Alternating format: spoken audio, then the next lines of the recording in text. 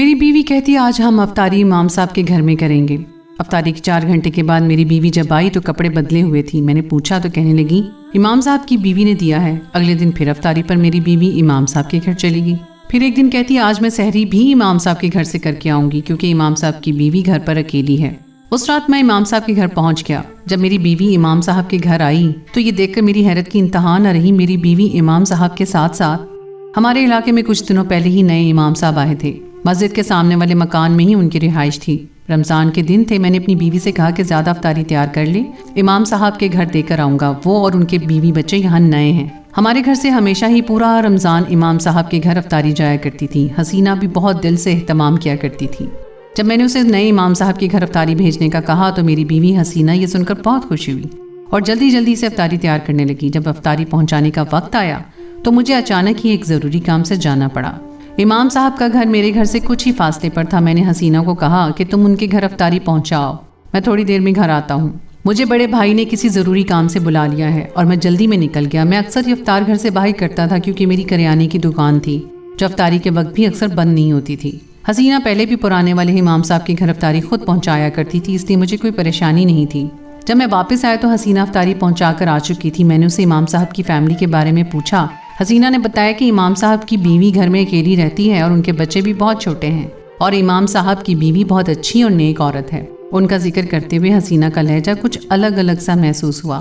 حسینہ اپنے کاموں میں مصروف ہو چکی تھی۔ امام صاحب واقعی اعلیٰ اخلاق کے مالک تھے۔ بس کچھ عرصے سے پورا علاقہ ان کا عقیدت مند بن گیا۔ مجھے بھی ان سے بے پناہ عقیدت ہو گئی تھی۔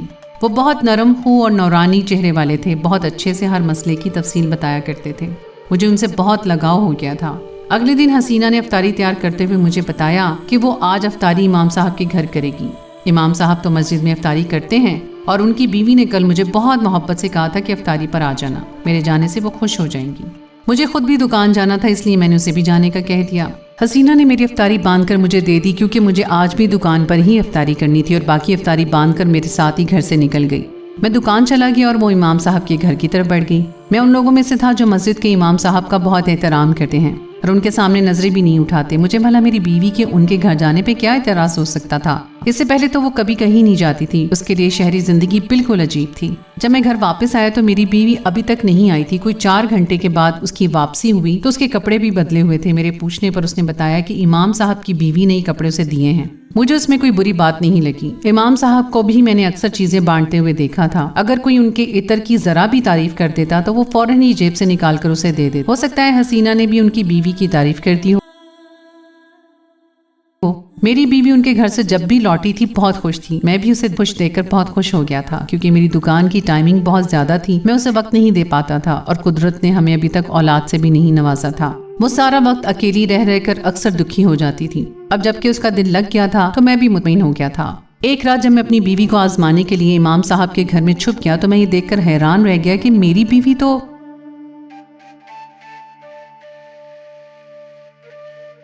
اگلے دن پھر افطار پر امام صاحب کے گھر جانے کے لیے تیار۔ میں نے اسے آج بھی نہیں روکا تھا۔ وہ امام صاحب کی بیوی کی بہت تعریفیں کر رہی تھی۔ شاید حسینہ کی ان سے دوستی ہو گئی تھی۔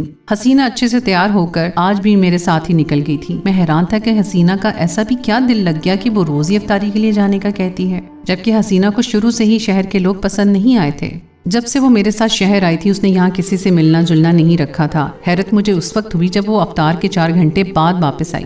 افطار اور نماز مغرب کے بعد تو امام صاحب بھی اپنے گھر واپس چلے جاتے تھے، تو پھر حسینہ وہاں کیا کر رہی تھی؟ مزید حیرت مجھے اس وقت ہوئی جب وہ اگلے دن سحری بھی امام صاحب کے گھر سے ہی کرنے کا کہنے لگی، جبکہ سحری میں گھر پر موجود ہوتا تھا اور شاید امام صاحب بھی گھر پر ہی رہتے تھے۔ اس نے سحری بنانا شروع کی تو میں یہ کہہ کر گھر سے نکل گیا کہ ٹھیک ہے تم چلی جاؤ، میں بھی بھائی کے گھر جا رہا ہوں اور وہیں سحری کر لوں گا۔ یہ سن کر وہ بہت خوش ہو گئی اور میں گھر سے نکل گیا، لیکن میرے دل میں کچھ اور ہی چل رہا تھا۔ مجھے سمجھ نہیں آ رہا تھا کہ اچانک ہی میری بیوی کو امام صاحب کے گھر جانے کا اتنا شوق کیوں پیدا ہو گیا۔ میں گھر سے نکل کر امام صاحب کے گھر کی طرف آیا۔ گلی بالکل خالی تھی، آدھی رات کا وقت۔ امام صاحب کے گھر کی چھت کافی نیچے تھی۔ تھوڑی سی کوشش کے بعد ان کی چھت پر میں چڑھ گیا اور چھت سے ہوتے ہوئے ان کے صحن میں اتر گیا۔ کسی نے مجھے نہیں دیکھا تھا۔ میں بھی ہلکے ہلکے سے لرز رہا تھا۔ یہ ہماری مسجد کے امام صاحب کا گھر تھا جہاں میں آدھی رات کو چوروں کی طرح داخل ہوا تھا۔ امام صاحب میرے لیے بہت معتبر شخصیت تھے، لیکن اپنی بیوی کو اس طرح امام صاحب کے گھر میں دلچسپی لیتے ہوئے دیکھ کر میں شک میں مبتلا ہو گیا تھا اور خود کو اس شک سے بچانے کے لیے مجھے یہی ایک راستہ سمجھ میں آیا تھا کہ میں خود اپنی آنکھوں سے سارا معاملہ دیکھ سکوں۔ میں ایک ایسے گاؤں سے تھا جہاں عزت کے لیے جان دینا اور جان لینا عام سی بات تھی۔ مجھے بہت برا محسوس ہو رہا تھا کیونکہ میں امام صاحب کی بہت عزت کرتا تھا اور یوں چوروں کی طرح ان کے گھر میں گھسنا بہت غلط بات تھی، لیکن میں جاننا چاہتا تھا کہ حسینہ آخر اتنے گھنٹے وہاں کرتی کیا ہے۔ یہ بہت چھوٹا سا گھر تھا، صحن، ایک کمرہ اور باورچی خانہ سب ساتھ ساتھ تھے۔ صحن میں ایک کونے پر پانی کا ڈرم رکھا ہوا تھا، میں اس کے پیچھے چھپ کر بیٹھ گیا۔ اب مجھے بس حسینہ کا انتظار تھا۔ مجھے جاننا تھا کہ میری بیوی روز یہاں گھنٹوں گھنٹوں کے لیے کیوں آتی ہے جبکہ وہ زیادہ کسی سے ملنا پسند نہیں کرتی۔ تھوڑی دیر کے بعد ہی میری بیوی ان کے گھر آ گئی تھی۔ اب میں ڈرم کے پیچھے بیٹھا سب دیکھ رہا تھا اور یہ دیکھ کر میری حیرت کی انتہا نہ رہی کہ میری بیوی امام صاحب کے ساتھ، میں اور میری بیوی حسینہ کا تعلق ایک گاؤں سے تھا۔ شادی سے پہلے میں حسینہ کو نہیں جانتا تھا، بلکہ سچ تو یہ تھا کہ میں شادی کے 2 سال بعد بھی حسینہ سے اتنا ہی بے خبر تھا جتنا کہ شادی کے پہلے دن۔ اماں ابا کی پسند سے میری شادی حسینہ سے ہو گئی تھی۔ میں نے حسینہ سے شادی کر کے شہر کا رخ کیا اور یہاں آ کر ایک دکان کھول لی۔ ہماری شادی شدہ زندگی بس ٹھیک ٹھاک ہی تھی۔ میرے پاس اتنا وقت نہیں ہوتا تھا کہ میں حسینہ کو وقت دے سکوں۔ مجھے زیادہ کمانا پڑتا تھا کیونکہ میں شہر کے گھر کے ساتھ ساتھ گاؤں کے گھر کا خرچہ بھی چلا رہا تھا۔ حسینہ کی عمر شادی کے وقت صرف 13 سال تھی۔ ہمارے گاؤں میں لڑکیوں کی بہت کم عمری میں شادیاں کروا دی جاتی ہیں اور ان کی پڑھائی لکھائی پر بھی کوئی دھیان نہیں دیا جاتا تھا۔ حسینہ کی اماں کا انتقال ہو گیا تھا۔ اسے اس کے باپ نے جیسے تیسے پالا اور 13 سال کی عمر میں اس کی شادی مجھ سے کر دی جبکہ میں 25 سال کا تھا۔ شاید حسینہ کی مرضی بھی کسی نے نہیں پوچھی تھی، اس لیے میری اور حسینہ کے درمیان ذہنی دوریاں بہت زیادہ تھیں۔ وہ اپنی کوئی بھی بات مجھے آسانی سے نہیں کہہ پاتی تھی۔ میں عمر میں اس سے کافی بڑا تھا، میں نے بھی اس کی جھجک مٹانے کی کوشش نہیں کی۔ جب پہلی دفعہ امام صاحب کے گھر سے واپس آئی تو اس کے چہرے پر جو خوشی تھی وہ میرے لیے انوکھی تھی۔ اس سے پہلے میں نے کبھی حسینہ کو اتنا خوش نہیں دیکھا، اس لیے میں نے اسے امام صاحب کے گھر جانے سے روکا بھی نہیں تھا، لیکن مجھے نہیں معلوم تھا کہ وہ امام صاحب کے گھر کس مقصد کے تحت جاتی ہے۔ اور جب مجھے پتا چلا تو میں حیران رہ گیا کیونکہ میں اتنے عرصے سے اتنی بڑی بات سے بے خبر تھا۔ حسینہ نے کبھی مجھے بتایا ہی نہیں تھا کہ وہ، اور جب مجھے پتا چلا تو حسینہ آج بھی سحری کے بعد بہت دیر تک امام صاحب کے ساتھ ہی رہی اور کوئی 2 گھنٹے بعد وہ واپس گھر چلی گئی۔ میں بھی موقع دیکھ کر ڈرم کے پیچھے سے نکلا اور واپس چھت پر سے ہوتا ہوا گھر پہنچ گیا۔ سارے راستے میری آنکھوں میں دھند چھائی رہی، شاید میری آنکھیں نم ہو رہی تھیں۔ میں گھر آ گیا تھا، حسینہ سونے کی تیاری کر رہی تھی۔ میں نے اسے کچھ بھی نہیں کہا، میرے پاس کہنے کے لیے کچھ تھا بھی نہیں۔ میں اسے کس منہ سے پوچھتا کہ وہ، جبکہ میں نے اسے کبھی وقت ہی نہیں دیا تھا اور نہ ہی کبھی جاننا چاہا کہ وہ کیا چاہتی ہے۔ اس کی ضرورت میں روٹی، کپڑا اور مکان سے ہٹ کر بھی کچھ چیزیں تھیں جن سے میں بے خبر تھا۔ ہر وقت دکان یا بڑے بھائی کے گھر میں میرا ٹھکانہ ہوتا۔ اب جب میں نے اسے امام صاحب کے ساتھ دیکھا تو میرے پاس الفاظ ختم ہو گئے تھے۔ میری بیوی کوئی گڑیا نہیں تھی کہ جسے میں طاق پر سجا کر بھول گیا تھا۔ وہ جیتی جاگتی انسان تھی، اس کے بھی احساس اور جذبات تھے جن کا خیال رکھنا میری ذمہ داری تھی، میرا فرض تھا، اور میں اپنے فرض سے پوری طرح غافل تھا۔ حسینہ سو چکی تھی اور میں جیسے گھٹن کا شکار ہو گیا۔ اپنی سوچوں سے لڑتے لڑتے میں گھر سے باہر نکل آیا۔ خود احتسابی کا عمل بہت کٹھن تھا۔ میں چلتے چلتے مسجد کے سامنے پہنچ گیا۔ مسجد کا دروازہ کھلا ہوا تھا۔ میں مسجد کے اندر داخل ہو گیا۔ جائے نماز پر بیٹھ کر میں نے اپنے رب کے آگے آنسو بہائے۔ اگر میں اپنی بیوی کی ضروریات پوری کرتا تو وہ یوں چپکے سے اس طرح امام صاحب کے گھر اپنی خواہش پوری کرنے نہ جاتی۔ ہم دونوں کے درمیان جو ایک اندیکھا فاصلہ تھا اس کا احساس آج مجھے شدت سے ہو رہا تھا۔ کچھ ہی دیر بعد اپنے دل کا بوجھ ہلکا کر کے میں مسجد سے نکلا تھا۔ صبح کی ٹھنڈی ٹھنڈی ہوا اب مجھے سکون بخش رہی تھی۔ میں حسینہ سے کچھ بھی نہیں پوچھنا چاہتا تھا۔ میں نے خاموش رہنے کا ارادہ کر لیا۔ خدا کے حضور رو کر میں نے اپنے دل کا بوجھ ہلکا کر لیا۔ وہ افطار کے وقت پھر امام صاحب کے گھر جانے کے لیے تیار تھی۔ میں نے خاموش اسے جاتا دیکھا تھا۔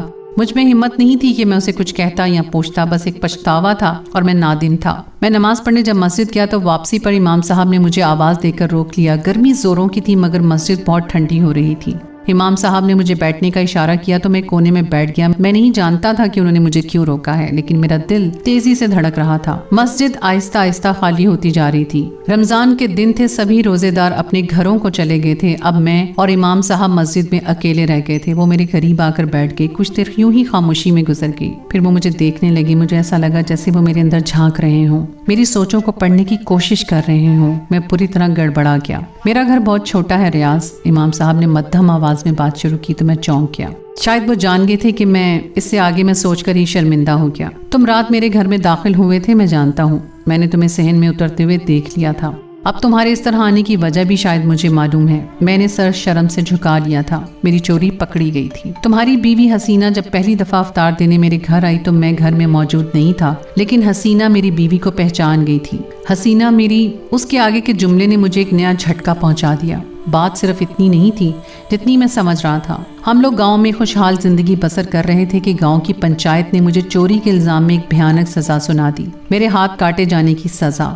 حسینہ کے باپ نے مجھے رات کے اندھیرے میں میری بیوی کے ساتھ گاؤں سے بھگا دیا کیونکہ مجھ پر جھوٹا الزام لگایا گیا تھا۔ میں جب شہر آیا تو میرے پاس کچھ نہیں تھا، کوئی سہارا نہیں تھا سوائے اللہ کے۔ اور پھر ایک دن مجھے اپنی مسجد کے امام کی بیماری کی وجہ سے فجر کی نماز کی امامت کا موقع ملا اور یہیں سے میری دنیا بدل گئی۔ جتنا سکون مجھے ان چند منٹوں میں ملا، میں سالوں سے شہر میں تلاش کر رہا تھا، اور پھر اسی بیماری کے باعث مسجد کے امام صاحب انتقال کر گئے اور ان کی جگہ مجھے مل گئی۔ اللہ نے مجھے چن لیا تھا میں لوگوں کی اس سے ملاقات کا ذریعہ بن جاؤں۔ جب حسینہ میری بیوی سے ملی تو وہ دونوں خوشی سے پاگل ہو گئے کیونکہ گاؤں کے بھاگنے کے بعد ہمارا کسی سے تعلق نہیں رہا تھا۔ باتوں باتوں میں حسینہ نے میری بیوی کو بتایا کہ وہ اب تک اتنی اہم چیزوں سے محروم ہے اور تم نے بھی کبھی اس بات پر توجہ نہیں دی، اور نہ ہی وہ شرمندگی کی وجہ سے کبھی تم سے اپنے دل کی بات کہہ سکی۔ جب میں حسینہ سے ملا تو میری خوشی کی انتہا نہیں رہی، اور جب مجھے میری بیوی نے بتایا کہ وہ کیا چاہتی ہے تو میں نے اسے وعدہ کر لیا کہ میں اس کی خواہش ضرور پوری کروں گا۔ میں نے حسینہ کو فی الوقت تمہیں کچھ بھی بتانے کو منع کیا تھا کیونکہ تمہارا تعلق بھی ہمارے ہی گاؤں سے تھا۔ وہ اگر کسی بھی طرح یہ بات گاؤں میں پہنچ جاتی کہ حسینہ ہم سے ملتی جلتی ہے تو ہو سکتا ہے کہ پنچایت اس کے باپ کا گاؤں میں جینا دھوبر کر دیتی، اور مجھے یہ بھی ڈر تھا کہیں تم حسینہ کو ہمارے گھر آنے سے منع نہ کر دو۔